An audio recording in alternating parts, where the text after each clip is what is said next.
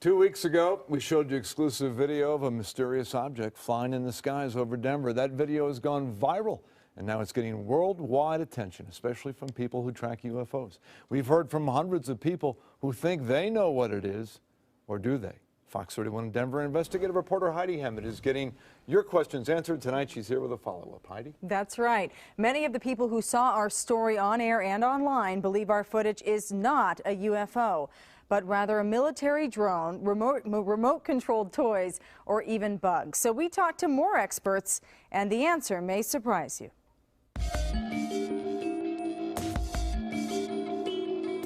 It's video being watched around the world. Get going up and up and up.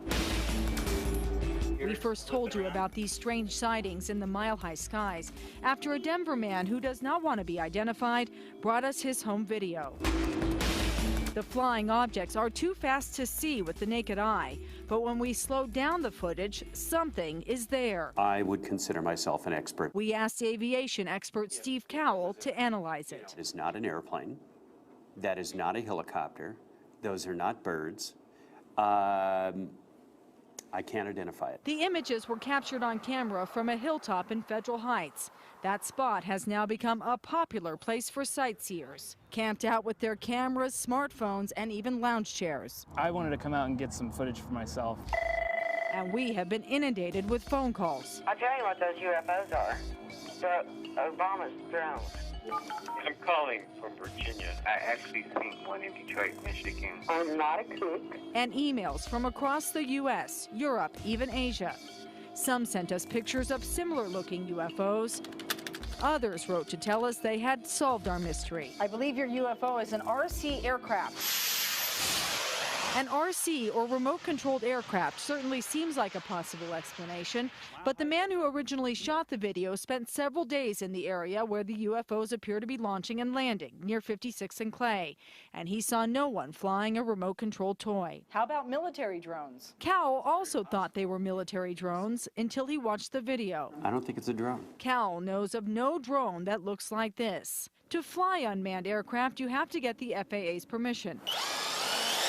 The University of Colorado is allowed to test drones in a rural area north of Boulder, but the FAA says there are no drones authorized to fly over Metro Denver.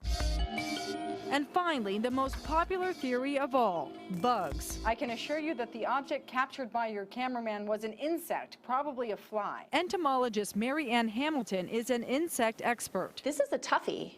I've never seen anything like this. She took a long, hard look at the video, and in her professional opinion, after watching the various shots, I would have to say no.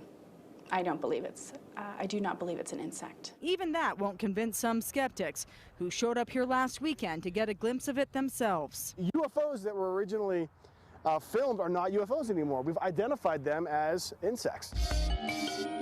But for the believers, the answer to this mystery is still very much up in the air.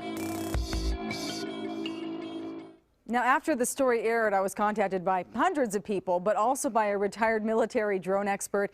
He still has a pretty top secret job, so he did not want to talk on camera. But I asked him if the military could be testing drones without notifying the FAA. He said it's possible, but not likely because it's too dangerous to do that kind of testing in a populated area like Denver. We've also heard from people who tell us that we need to go out there and triangulate this shot, that we need to get a couple of different cameras and put them in different places, and then we can know for sure if it's a UFO.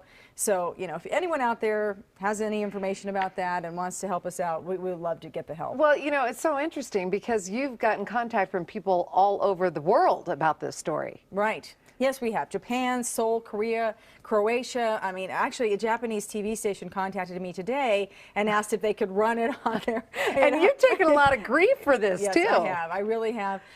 You know, people are questioning my journalistic integrity.